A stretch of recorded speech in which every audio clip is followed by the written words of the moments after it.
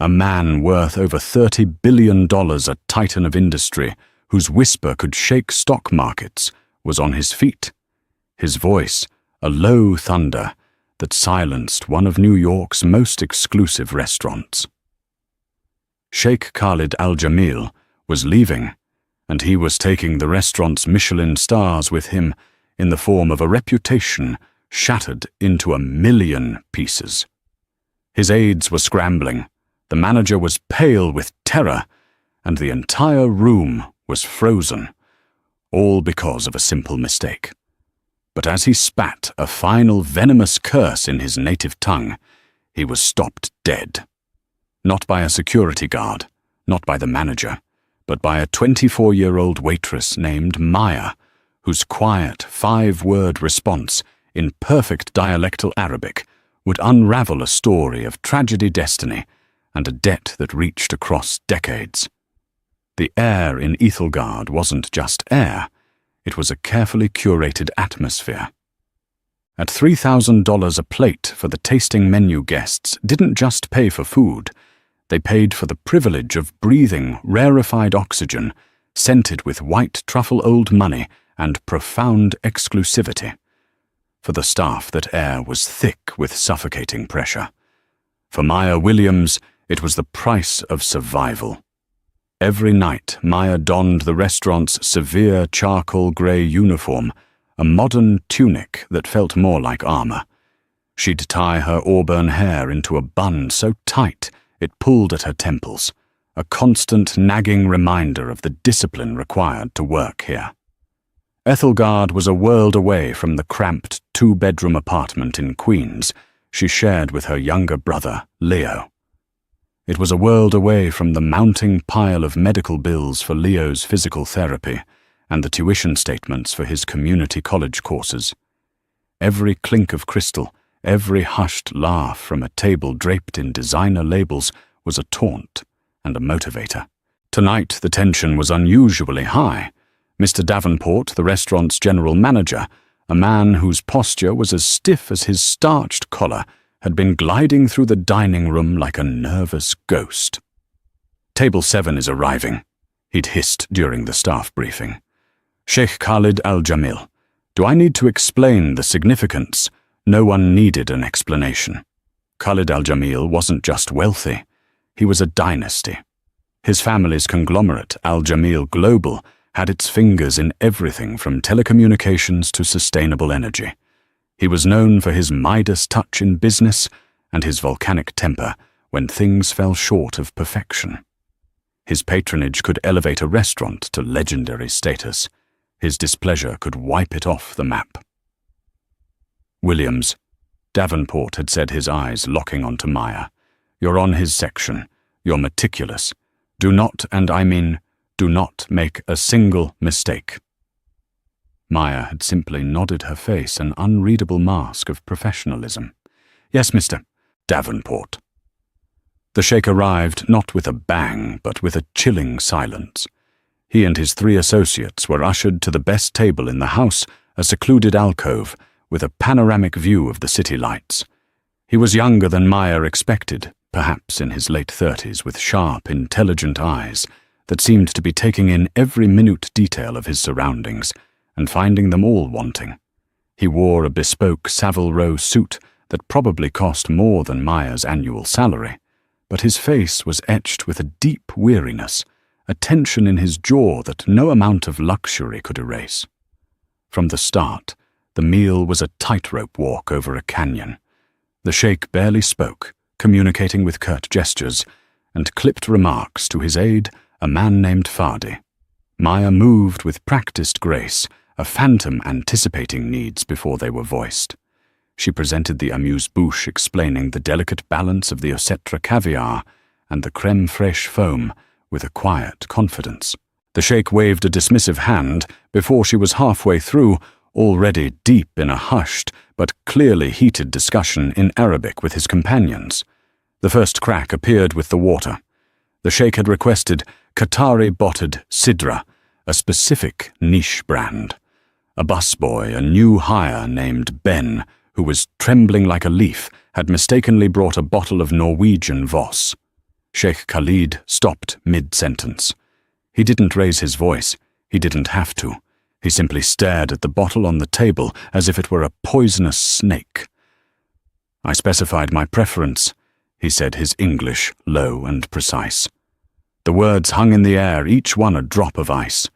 Davenport materialized instantly, his face ashen. "1,000 apologies, Your Excellency. A grievous error." He snatched the bottle away and glared daggers at Ben, who looked like he might faint. Maya stepped in smoothly. "My apologies, sir. The correct bottle is on its way." She was calm, a small island of composure in a rising sea of panic. The Sheikh's dark eyes flickered to her for the first time. He gave a slight, almost imperceptible nod, a gesture that said, "You have one more chance." But the damage was done. The mood at the table, already sour, curdled completely. The business talk grew more agitated. Maya could pick out words from their rapid-fire Arabic contract betrayal father's legacy. It was clear his anger wasn't about the water. The restaurant and its staff had simply become the unfortunate receptacle for a fury that had been brewing long before he walked through their doors. Maya served the second course, a seared scallop with a saffron reduction. She placed the plate before the sheikh, her movements economical and silent. As she retreated, her foot caught for a microsecond on the thick pile of the carpet. She didn't stumble, not really, but her momentary hesitation was enough. The sheikh saw it. His eyes narrowed. He looked from her to the plate and then back to her. He picked up his fork, pushed the single scallop around the porcelain, and then laid the utensil down with a soft, definitive click. The sound was as loud as a gunshot in the silent, deferential space around the table. "This is unacceptable," he said, his voice no longer quiet. It was a controlled burn, a prelude to an inferno. "This entire experience has been a parade of incompetence." Fadi, his aide, leaned in. "Khalid, please," he murmured in Arabic. "It's just a meal." "It is not just a meal," the sheikh shot back in the same language, his voice rising. "It is a reflection of a standard they have failed to meet at every turn. It is an insult." He pushed his chair back, the legs scraping harshly against the polished floor. The entire dining room, which had been pretending not to notice, fell completely silent. Every eye was on table 7. Mr. Davenport began a brisk, panicked walk from across the room, his face a mask of horror. Sheikh Khalid al-Jamil stood to his full height. He looked down at the exquisite food, the pristine table setting, and then at Maya, who stood frozen a few feet away. "We are leaving," he announced to his companions. Then he turned his gaze on Davenport, who had just arrived, breathless. "And I will make it my personal mission to ensure that the world knows how Ethelgard treats its guests. Your reputation will be in ashes by morning." Davenport's professionally pleasant facade shattered. "Your Excellency, please, I implore you. Whatever the issue, we can rectify it. The meal is on the house, your entire evening." He was practically bowing his hands, clasped together in supplication. The sheikh let out a short, bitter laugh. "You think this is about money? You think I can be placated with a free meal?" He gestured around the opulent room. "This place is a farce. It has the shell of excellence, but the soul is hollow. It is rotten from the inside." His voice, though not a full-throated shout, carried an immense weight that commanded the attention of everyone present. Diners paused with forks halfway to their mouths. Conversations died. The only sounds were the sheikh's resonant voice and the frantic, shallow breathing of the manager. Maya stood rooted to the spot. Her training screamed at her to disappear, to become invisible, to let Davenport handle the cataclysm. But her feet felt like lead. This wasn't just a customer complaint. It was a public execution. She saw Ben, the young bus boy, cowering near the service station, his face streaked with tears. She saw the kitchen staff peering through the small window of the door, their faces grim. She felt the collective humiliation of the entire staff settling on her shoulders. Her job, Ben's job, all their jobs were hanging by the thread of this man's monumental rage. It began with carelessness. The sheikh continued, his voice rising in tempo, and it has ended with utter disrespect. He pointed a finger at the scallop now cooling on his plate. This is not passion. This is mass-produced luxury for people with more money than sense. My father would have been ashamed to dine here. The mention of his father seemed to fuel his anger, making it something deeper and more personal. The business associates were now on their feet, looking deeply uncomfortable. Fadi tried to place a calming hand on the sheikh's arm. "Khalid, let us go. This is not the place," Fadi urged quietly in Arabic. Khalid shook him off, his eyes blazing. He turned his fury back to Davenport, but his gaze swept over Maya, dismissing her as nothing more than a piece of furniture, a uniformed automaton. "You sell an illusion," he boomed, "and I have no time for illusions." He threw his linen napkin onto the table. It was a gesture of finality, of utter contempt.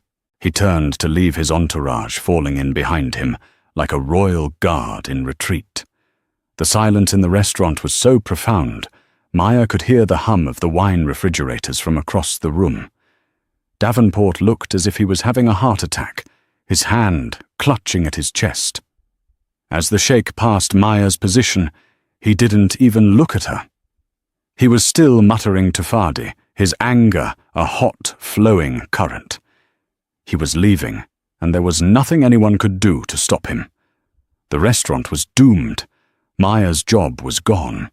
Leo's tuition, the physical therapy sessions. A kaleidoscope of impending disasters flashed through her mind. And then, just as he was about to clear the alcove, he delivered his parting shot. It was not meant for the room, but for his own people, a final, guttural expression of his disgust. He spoke in a rich Khaliji Arabic, the dialect of the Gulf, laden with weary contempt. This entire night was a waste of breath. It was a common enough phrase, but it was the way he said it, the specific cadence, the sigh of profound disappointment that resonated with something deep inside Maya.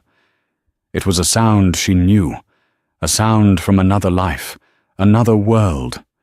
Without thinking, without any conscious decision, the training and the fear and the desperation fell away, replaced by an instinct she hadn't accessed in years.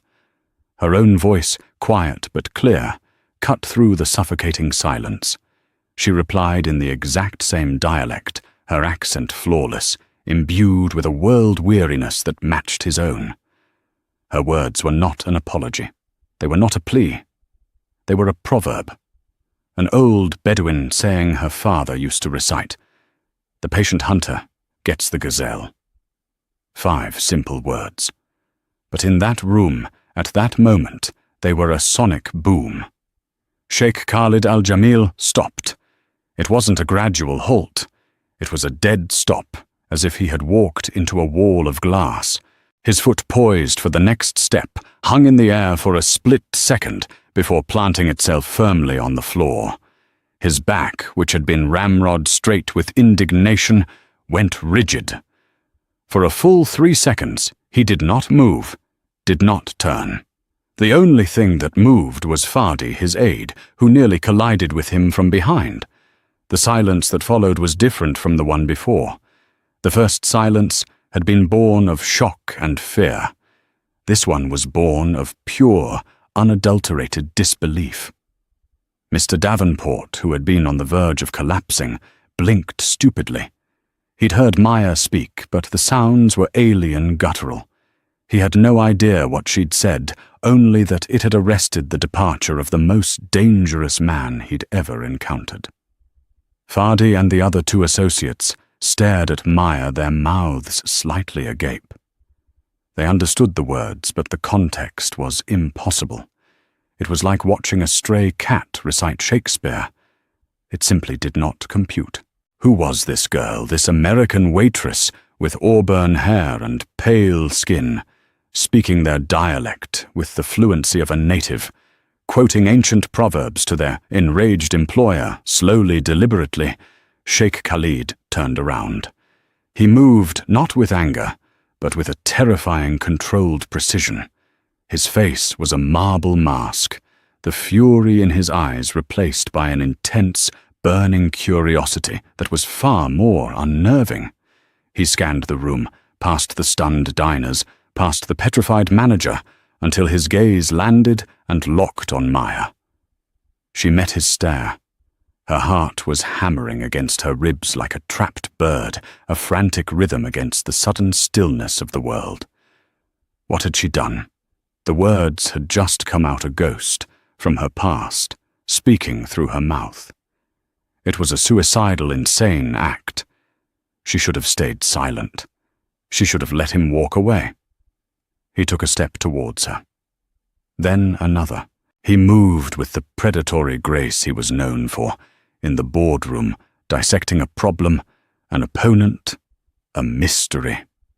His associates remained behind, watching the bizarre, silent confrontation unfold. He stopped directly in front of her, so close she could smell the faint, expensive scent of oud on his suit and see the flecks of gold in his dark brown eyes. The 6-foot-plus billionaire towered over her, but for the first time that night, Maya didn't feel small. She felt exposed, seen. He spoke to her in Arabic, his voice a low, dangerous murmur that was meant for her alone. "Repeat what you said." Maya swallowed the sound loud in her own ears. Her voice, when it came, was steady, betraying none of the chaos churning inside her. She repeated the proverb, her accent, just as perfect, her tone just as level. Al-Sayad al-Sabr, Yanal al-Ghazal. The patient hunter gets the gazelle. He studied her face, searching for any sign of mockery, any hint that this was a party trick learned from a language app. He found none.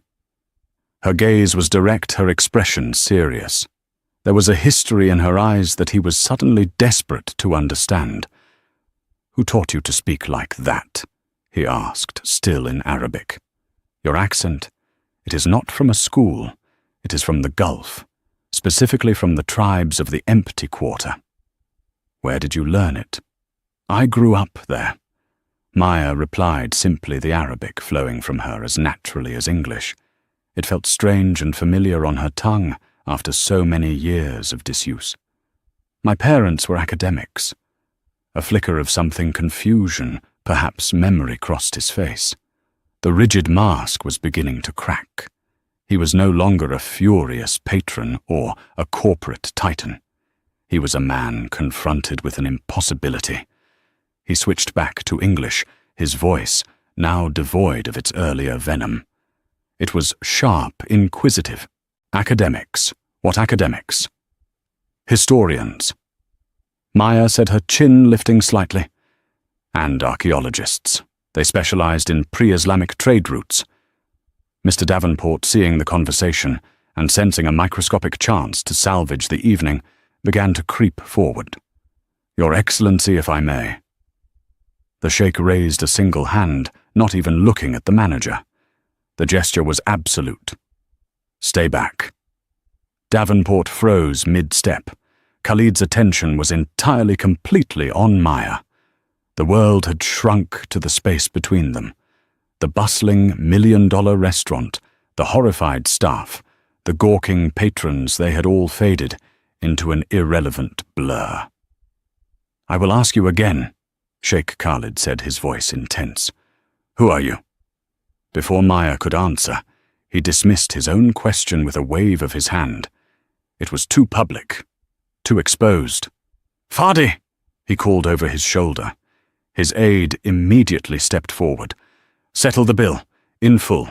Add a 50% gratuity for the staff's trouble." Fadi nodded, already pulling out a black credit card. "You two, He said to his other associates, "Wait for me in the car. I will be down shortly." They scurried away, relieved to be escaping the strange gravity of the scene. Davenport looked on utterly bewildered. The sheikh was paying and tipping generously. After the scene he'd just made, the sheikh turned back to Maya. "You. We are not finished. I want to know who you are and how you came to speak a language you have no business knowing." He glanced around the now buzzing dining room. "But not here." He looked at Davenport. "Your office. Now." It wasn't a request. It was a command. Maya looked at her manager, who simply nodded his eyes wide with a mixture of terror and awe. Without another word, Sheikh Khalid al-Jamil turned and walked towards the back of the restaurant, expecting Maya to follow. And as she took the first step, leaving the wreckage of the dining room behind her, Maya Williams knew her life had just been irrevocably, terrifyingly, and perhaps miraculously altered forever. Mr. Davenport's office was as sterile and impersonal as the man himself. Grey walls, a glass desk, a single sad-looking orchid in the corner. It was a room designed for firing people and calculating profit margins, not for earth-shattering conversations. Sheikh Khalid stood by the large window overlooking the back alley, his hands clasped behind his back, staring down at the dumpsters and the steam rising from the vents. He looked out of place, a hawk trapped in a sparrow's cage. Maya stood near the door, her hands clenched at her sides. Mr. Davenport hovered awkwardly for a moment before the sheikh dismissed him with a flick of the wrist. "Leave us." The manager practically fled, closing the door softly behind him. The silence in the small office was thick and heavy. Finally, Khalid turned from the window. The last traces of his public fury had vanished, replaced by an unnerving calm, the quiet intensity of a predator that has cornered its prey. "Let us start again," he said, his English precise. "My name is Khalid al-Jamil, and you are—" "Maya Williams," she said. Her voice was steady, but her pulse was a frantic drum against her throat. "Maya Williams," he repeated, tasting the name. It was so incongruously American. "Tell me about your parents, Miss Williams. The historians." This was the moment to be careful to reveal just enough. "My father was Dr. Alan Williams. My mother, Dr. Evelyn Reed. They were leading experts on the frankincense road.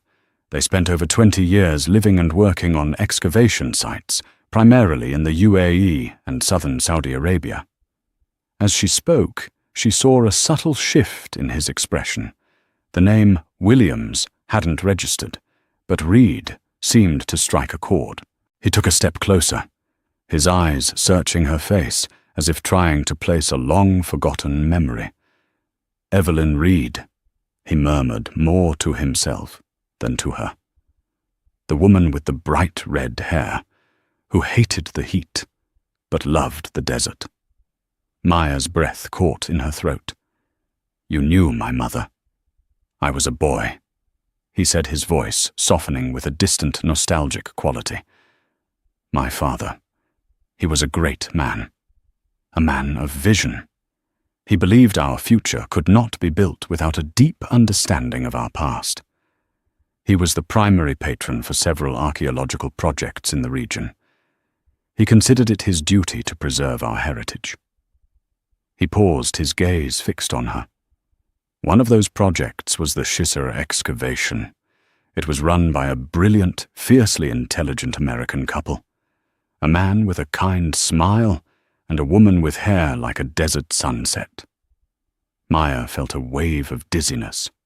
Shisar. The lost city of Ubar, the place that had defined her entire childhood, the place she hadn't dared to speak of in years. "My father," Khalid continued, "held Dr. Williams and Dr. Reed in the highest esteem. He would take me with him to the dig site during my holidays. It was a magical place for a boy, a world of dust and discovery. I remember your mother giving me a piece of lemon candy once because I was complaining about the flies. A memory sharp and vivid pierced through the fog of years. Maya, a small girl of about 6, sitting in the shade of a canvas tent, watching a tall, important-looking man in a white thobe talking with her parents. Beside him was a boy, a little older than her, looking bored and miserable in the sweltering heat. Her mother, laughing, had walked over and handed the boy a small, yellow-wrapped candy from her pocket.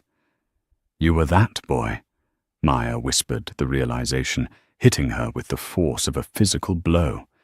He nodded slowly. "And you were the little girl with the scraped knees who was always trying to help by digging in the wrong places. The one who spoke a child's mishmash of English and the local dialect." The formal office, the tense confrontation, the city of New York itself, it all dissolved. For a moment, they were 2 children again, under the relentless Arabian sun, connected by the shared dust of a forgotten time. The furious billionaire was gone. The struggling waitress was gone. In their place were just Khalid and Maya. The shared moment of reverie shattered as the present came rushing back in. "Your parents," Khalid said, his tone shifting again, becoming serious, concerned. "They were extraordinary people. Where are they now? I assume they retired back to the States." Maya's carefully constructed composure crumbled. The grief she kept locked away, the grief that was the silent engine of her exhausting life, rose to the surface. She looked down at her scuffed black shoes. "No," she said, her voice barely a whisper. "They died.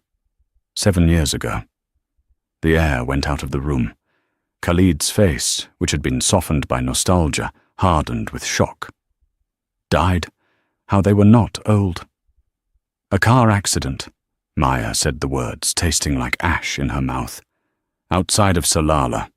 They were driving back from a survey site. The police said their brakes failed on a mountain road." She didn't tell him the rest. She didn't tell him about the whispers from her parents, local colleagues, the hushed talk of it being no accident. She didn't tell him about the rival excavation teams, the corporate interests who wanted to survey the land for minerals, or the fact that her father had claimed to be on the verge of a discovery that would rewrite the history books. Those were dangerous, unsubstantiated grief fantasies she kept buried deep. Khalid was silent for a long time, processing the information. He walked back to the window, his posture now heavy with a sorrow that seemed to mirror her own. "I am so sorry," he said, and the words were not a polite platitude. They were steeped in genuine regret. "My father passed away 2 years ago. I know something of this loss. He spoke of your parents, often even after they finished their work at the site. He would have been devastated to hear this." He turned back to face her, his expression one of profound solemnity. "And you, their daughter, are working here." He gestured vaguely, indicating the restaurant beyond the door. "Why with their legacy? Their publications? Legacies don't pay rent in New York." "Sheikh Al-Jamil." Maya said, a flicker of her earlier defensiveness returning. "Or medical bills?" "Medical bills?" he asked, his focus sharpening. "My brother Leo. He was in the car with them. He survived, but he was badly injured. He's better now, mostly. But he needs ongoing therapy and he's in college. Everything they left was tied up in research grants and academic trusts. There wasn't much else. So I work. I work here, and I take online classes when I can." She laid her life bare with a kind of weary defiance. This was her reality, a world away from his. Khalid stared at her, and in his eyes she saw an emotion she couldn't quite name. It was more than pity. It was a complex mixture of guilt, responsibility, and something else, a sense of cosmic, unbelievable coincidence. The daughter of the two people his own father had admired so deeply was serving him water in a restaurant he had been about to destroy. The universe, it seemed, had a flair for the dramatic. The anger he had felt earlier that evening now seemed pathetic, a childish tantrum born of stress. The business deal that had soured the one concerning land development rights near the Omani border, the very same region her parents had dedicated their lives to, now felt profoundly insignificant compared to the story standing before him. He had walked into Ethelgard a furious billionaire. He was now simply the son of his father, standing before the daughter of his father's friends. And he knew, with absolute certainty, that he couldn't just walk away. A heavy silence settled in the small office, thick with the ghosts of the past. For Maya, it was the ghosts of her brilliant, vibrant parents.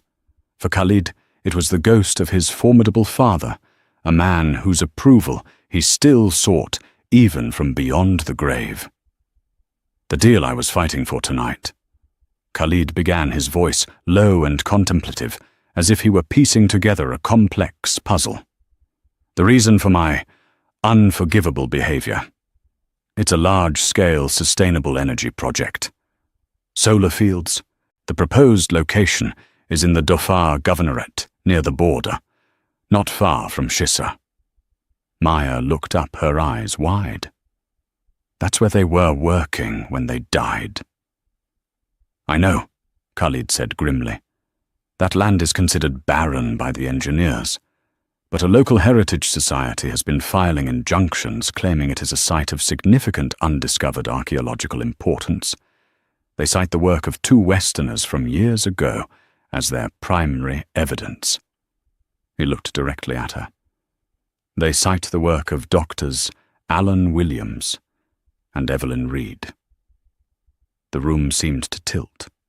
Maya sank into one of the uncomfortable office chairs, her legs suddenly unable to support her.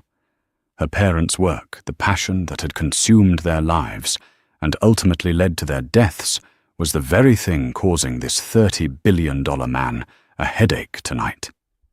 The irony was so bitter, it was almost comical. My partners are pressuring me to crush the opposition, Khalid continued, pacing the small room. To use our influence to lobby the government to declare the claims baseless and move on. They see it as a nuisance, a delay costing us millions per day. When the negotiations stalled this afternoon, I saw it as a failure to uphold my father's legacy of progress and innovation. He stopped in front of her, his expression etched with a newfound conflict. But now I see it differently. My father championed progress, yes, but he revered our history. He funded your parents' work because he believed that history was priceless. He would never have allowed it to be bulldozed for a solar farm, no matter how profitable. He ran a hand over his face, the gesture of a man utterly exhausted by the weight of his own world. In my anger, I almost betrayed the very principles he held most dear. I was about to dishonor him, and to dishonor the memory of your parents. He looked at Maya, and for the first time, she saw not a sheikh or a tycoon, but a man burdened by duty. A son trying to live up to a legend. In that they were not so different. She too was trying to honor her parents by caring for the one thing they had loved more than their work, her brother Leo. The proverb you quoted, Khalid said, his voice soft. The patient hunter gets the gazelle. It was one of my father's favorites. He used to say it to me when I was an impetuous boy, eager to rush into things. Hearing you say it, in that place, it felt as if his ghost had risen up to reprimand me. Maya finally found her voice. My father said it all the time. Usually when I was complaining about how long it took to brush the sand off a single piece of pottery. A small, sad smile touched her lips. It was the first time she had smiled all night. The smile seemed to break the last of the tension between them. Khalid pulled up the other chair sitting opposite her. The power dynamic of Billionaire and Waitress had completely evaporated. They were now just two people, linked by a shared history they hadn't known existed an hour ago. "Tell me about your brother Leo," he said, his tone gentle, inviting. And so she did. Maya spoke of Leo's sharp mind, his love for graphic design, and his quiet resilience. She described the grueling years of surgeries and physical therapy, and the fierce determination that had allowed him to walk again when doctors feared he might not. She spoke of his frustration at being a financial burden, and her own profound guilt that she couldn't give him the carefree college experience he deserved. As she talked, Khalid listened with an unwavering, intense focus. He didn't interrupt. He didn't offer empty platitudes. He simply listened, his dark eyes reflecting a deep empathy. He was seeing the human cost of the tragedy, the ripple effects of that day on the mountain road 7 years ago. When she finished, he was quiet for a moment. "Your parents gave their lives to preserving our history," he said, his voice filled with a quiet conviction. "My father dedicated his resources to helping them. It seems to me there is a debt that was never paid." He leaned forward, his hands clasped on the desk. "This is not about charity, Miss Williams. This is about honoring a legacy. My father's and yours. The Al Jamil Foundation has an extensive educational and healthcare grant program. I want you to send me every one of Leo's medical bills, past, present, and future, and the tuition statements. They will be taken care of, all of them." Maya stared at him, speechless. It was too much, too sudden.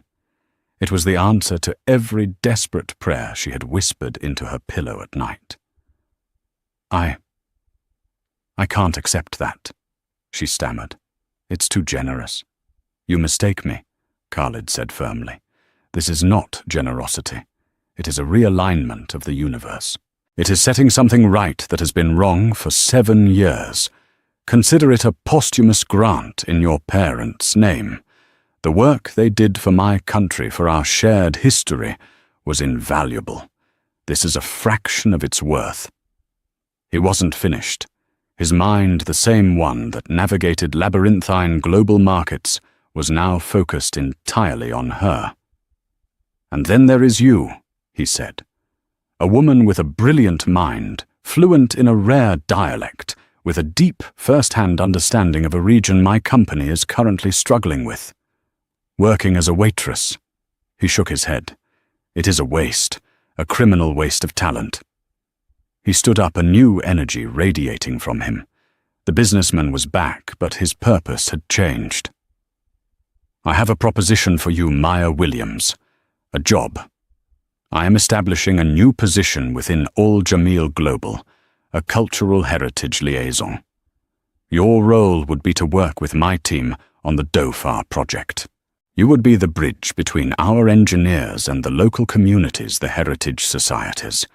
You would ensure that we proceed with respect and caution. You would use your parents' research, your research, to guide us, to help us find a path that honors both the past and the future." He named a salary that made Maya's head spin. It was more money than she had ever imagined making in a decade, let alone a year. "You would report directly to me," he concluded.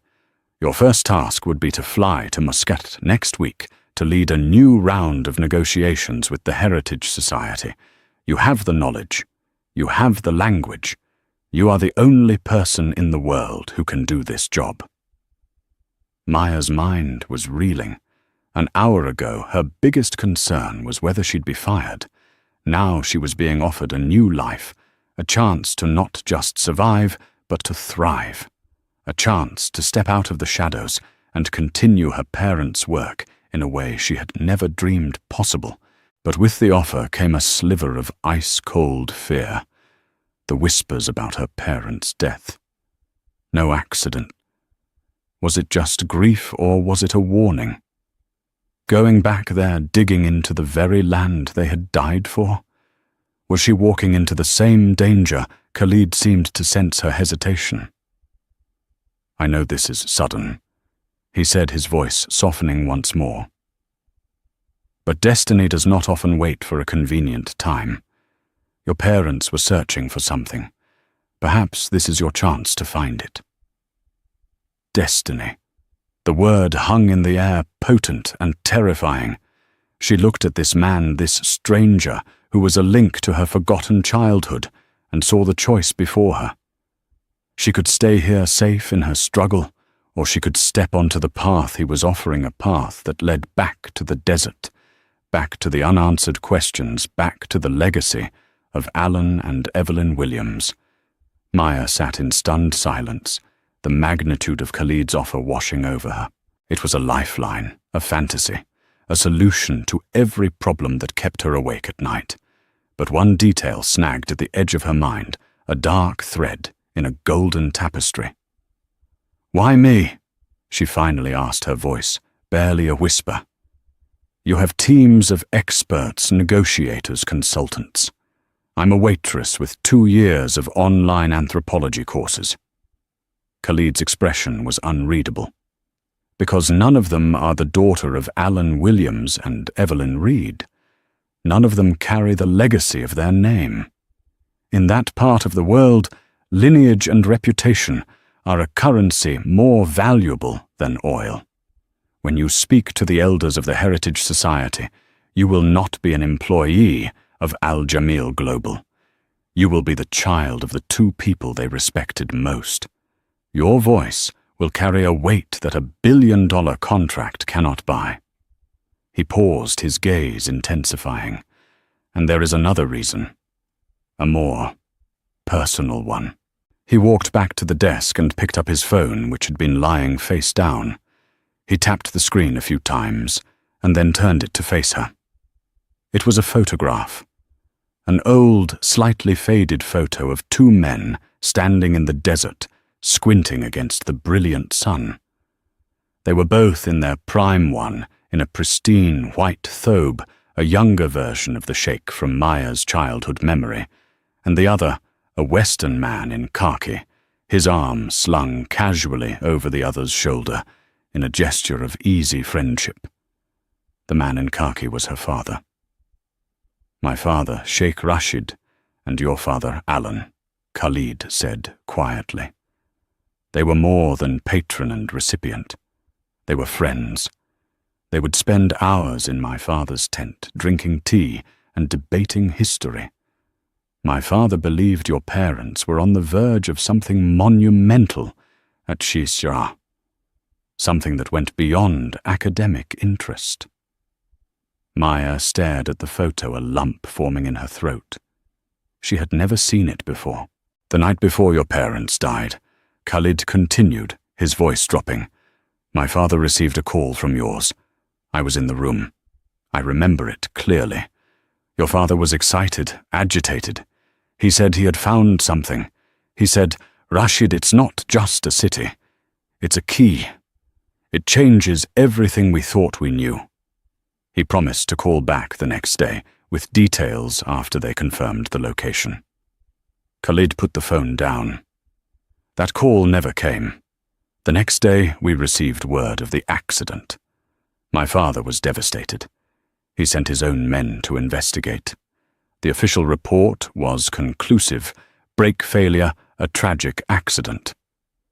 He looked at Maya, his eyes dark with a long-held suspicion. My father never believed it. He thought the timing was too convenient. Your father had rivals not just in academia but in business. There have always been rumors of vast mineral deposits in that region. A UNESCO World Heritage designation, which your father's discovery would have guaranteed, would have made the land untouchable for commercial exploitation forever. Everything Maya had buried, every paranoid whisper she'd dismissed as a grief-stricken fantasy, came rushing to the surface, validated by the son of the one man her father had trusted. It wasn't just an accident. The thought, cold and terrifying, solidified into a near certainty. Her parents had been silenced. My father's investigation went nowhere. Khalid admitted, his voice laced with frustration. The trail went cold, and then his own health began to fail. But he never let it go. On his deathbed, he made me promise that if the opportunity ever arose, I would protect their legacy. Your parents' legacy. He let out a long, weary sigh. When this land deal came across my desk, I saw only profit and progress. I had forgotten my promise. I was prepared to fight the Heritage Society, to dismiss the very legacy I had sworn to protect. Your presence here tonight, your words, they were a slap in the face from destiny itself, a reminder of my duty. Now Maya understood. This wasn't just a job offer, it was a reckoning. It was a chance for Khalid to fulfill a dying wish, to correct a course he had been unknowingly straying from. And for her, it was something far more profound. It was a chance for justice, a chance to find out what her parents had really discovered, what they had died for. The fear she had felt moments before was replaced by a cold, hard resolve. "The job," she said, her voice clear and strong. "I accept." A look of profound relief washed over Khalid's face. "Good," he said simply. "We have much work to do." He began to lay out the plan with the swift efficiency of a CEO. "My office will handle your resignation here. A car will pick you and your brother up tomorrow morning. I have a furnished corporate apartment in a secure building you will use for now. My personal physician will meet with Leo to review his case and ensure he has the absolute best care in the country. My foundation will handle all the financials. Your only focus now is the mission." He handed her a business card.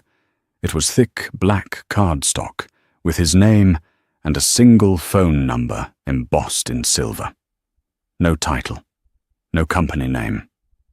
"This is my private line. My executive assistant Zara will contact you in the morning with the details. She will arrange for your new credentials, passport updates, everything." He walked to the door and paused, turning back to her. The formidable sheikh was gone again, replaced by the man who had shared lemon candies in the desert. "Maya," he said, using her first name for the first time. "I cannot undo the past. I cannot bring them back. But I can give you the resources to find the truth and the platform to finish their work. What you do with it is up to you." With that, he was gone, leaving Maya alone in the sterile office that smelled of orchid and ozone. She looked down at the black card in her hand. It felt impossibly heavy, like the weight of a life she had never dared to imagine. Her world had been upended, her past recontextualized, her future rewritten in the span of a single chaotic hour. She thought of Leo, of his freedom from financial worry. She thought of her parents, of their passion and their sacrifice. And she thought of the desert, vast and silent, holding its secrets. She was no longer just Maya Williams, the struggling waitress. She was the daughter of Alan and Evelyn Reed, and she was going home. 3 weeks later, Maya stood, not in a stuffy restaurant uniform, but in a sharply tailored linen suit, the color of desert sand. She wasn't balancing trays of food. She was holding a leather-bound folio containing copies of her father's last known field notes. The air around her wasn't scented with truffle oil, but with jet fuel and the dry electric tang of the Omani air. She had just stepped off a G650, Khalid's private jet, onto the tarmac at a private airfield in Muscat.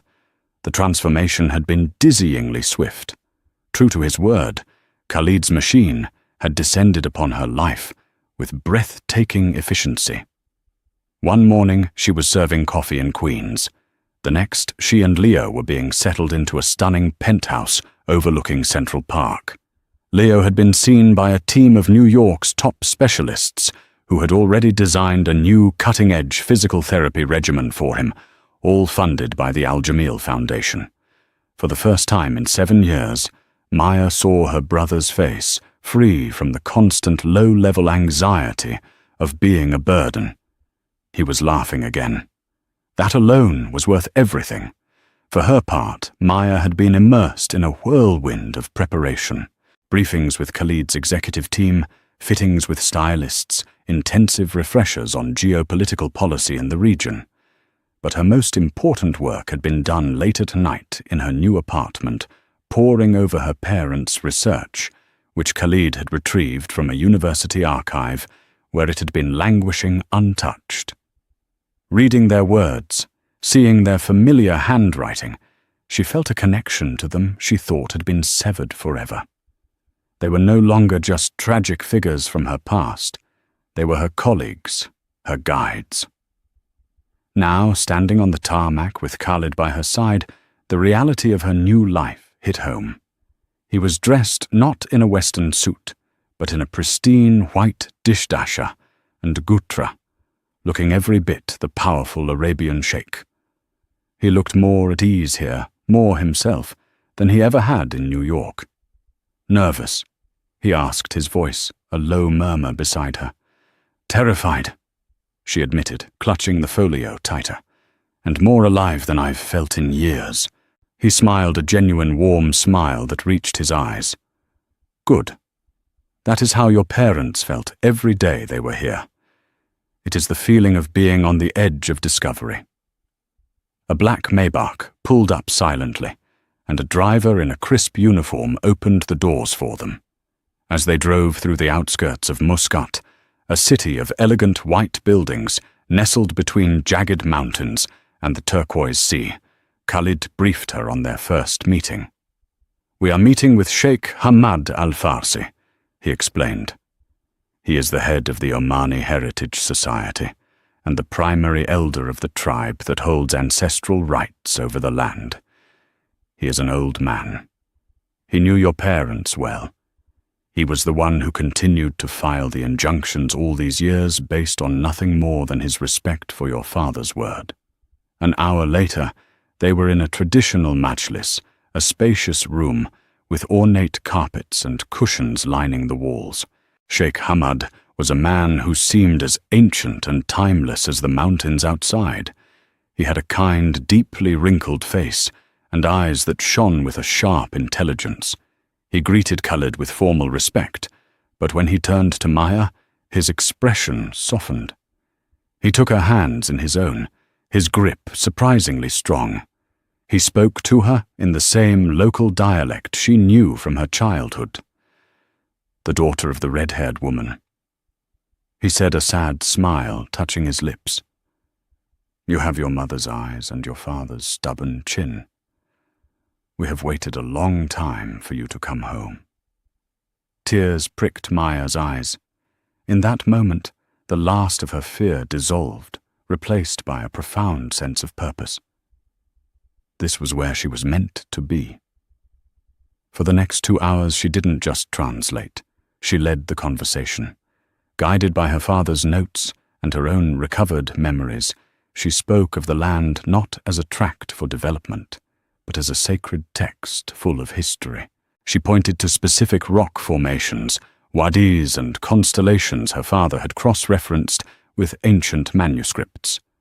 She explained his theory, the theory he'd never had a chance to prove, that Shisar was not just a single city, but the central hub of a vast, interconnected network of smaller settlements and watchtowers, a web of civilization far more sophisticated than previously believed.